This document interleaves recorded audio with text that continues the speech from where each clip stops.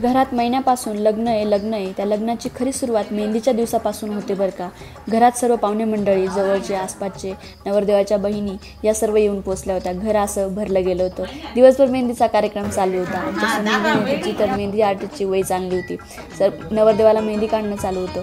तेवढ्यातच पावसाचं इतकं वातावरण तयार झालं। माझी मेहंदी हाताला होती, पण धाकधूक लागली की पाऊस नको यायला। देवाला प्रार्थना करत होती, पण काय करता, निसर्ग आल्याशिवाय राहत नाही। सायंकाळी 5:30 वाजता खरंच पाऊस आला आणि पावसाने आमची थोडी धावपळच केली। त्या पावसाला बघून तर आमचे जे मेहंदीचा दिवस होता आणि म्हणजे जो मूड होता ना तो हापच झाला। पण जे झालं त्याच्यावरती काहीतरी सोल्युशन पण असतं आणि करावं लागतं। निसर्गाच्या पुढे कोणाचं डोकं चालत नाही। मग आम्ही जे पाहुणे मंडळी येत होती त्यांना मेहंदी काढायला लावून दिलं। आमची जी मेहंदी आर्टिस्ट होती ती खूप भारी होती। तिने सर्वांचे अगदी म्हणजे तुम्हाला सांगते 20-25 लोकांना मेहंदी काढून दिली तिने। आरबीएन मेहंदी आणि एकदम फास्ट मेहंदी काढत होती, म्हणून वराडी मंडळी जी होती त्यांना सर्वांना मेहंदी काढली। नवरदेवाचा भाऊ तर अश्विनी नाव टाकून मोकळा झाला। पप्पाने डोकं लावलं की करायचं काय, कारण नवरदेवाचा बाप म्हटल्यावरती खूप सारं टेन्शन असतं डोक्यावरती, पण काहीतरी प्रत्येक प्रॉब्लेमचं सोल्युशन असतं। मग काय, बुलडोजर आलं, पाणी काढलं आणि पाणी काढल्यानंतर काहीतरी अशा प्रोसेसनुसार सर्वांनी मित्रमंडळी मेन म्हणजे मित्रमंडळी इतकी भक्कम असते की ती काही करू शकते। सपोर्टला असले तर कोणत्याही प्रॉब्लेमचं सोल्युशन निघू शकतं। बुलडोजर आणून पाणी काढलं, चारी कोरली गेली आणि सायंकाळी थोडासा उशीर झाला, पण मेहंदीचा कार्यक्रम एकदम भारी झाला।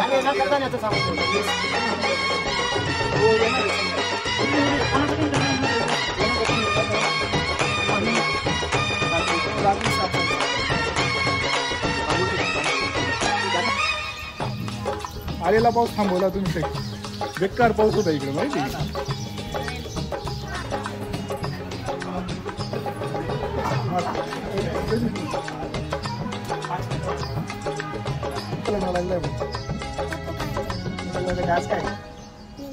आज काय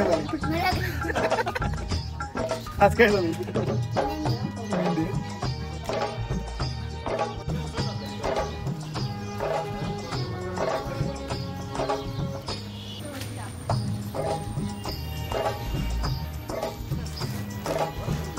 अजून घे ना दादू, वाकव फांटी वाकव, झुपका घे।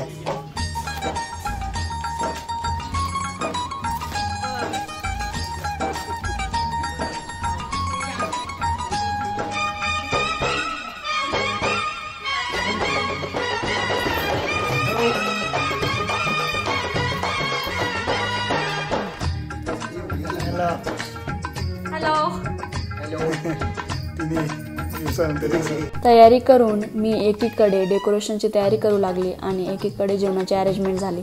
मग काय, जेवणाला व्हेज पुलाव आणि शिरा मागवलेला होता। ऑर्डर दिलेली होती। थोडंसं बसायला प्रॉब्लेम झाला असता, पण आम्ही खुर्ची आणि टेबलची अरेंजमेंट केली होती, म्हणून जेवण पण खूप भारी झाले।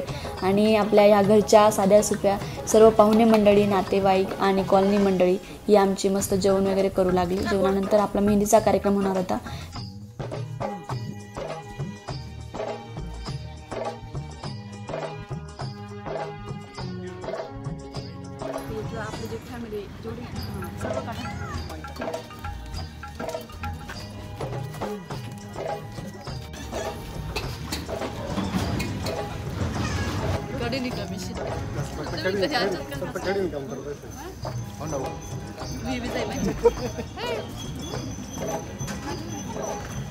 देव मात्र आमची पूर्ण परीक्षाच देत होता। एवढं सर्व करून पाऊस बाहेर काढून आणि अरेंजमेंट केली, जेवण झाले आणि स्टेजवरती नवरदेव बसला, तेवढ्यातच लाईट गेली। मग काय, फोटो काही काढणे झालेच नाही। मग काय, मित्रांनी ठरवलं की आपण फटाके लावतो तोपर्यंत लाईट येऊनच जाईल। लाईट आली, सर्वांचे मस्त असे डान्स झाले आणि सर्वांनी पूजा केली, फोटोज काढले, डान्सचे व्हिडिओ काढले गेले। या मस्त चिमुकल्यांनी तर खूपच रंगतच आणली होती आमच्या कार्यक्रमामध्ये। सर्वजण डान्स बघत होते आणि कार्यक्रम खूप भारी झाला। विघ्न हे येतातच, पण प्रत्येक प्रॉब्लेमचं सोल्युशन हे आपल्याजवळ असतं। तसाच आमचा कार्यक्रम मेहंदीचा खूप भारी झाला। अचानकपणे सर्वांनी फोर्स केला की तू पण डान्स केला पाहिजे। प्रॅक्टिस तर काहीच नव्हती, माहिती पण काहीच नव्हतं, आयडिया पण नव्हती, पण लग्न होतं आणि काहीतरी करून मोकळे झाले। थोडंफार केलं आणि सर्वांना आवडलं पण। आणि त्याच्यानंतर आपले खानदेशी गाणे सर्वांनी मस्त स्टेजवरती एन्जॉय केला। बहिणी, बाई, पूजा आम्ही सर्वांनी मस्त डान्स केला। त्याच्यानंतर मोठ्या आवाजात डीजेच्या आवाजात मस्त गाणे लावले आणि सर्वांनी रात्रभर एन्जॉय केला। व्हिडिओ आवडला असेल तर लाईक, शेअर आणि सबस्क्राईब करायला विसरू नका। पुन्हा भेटू मांडवाच्या दिवशी. बाय.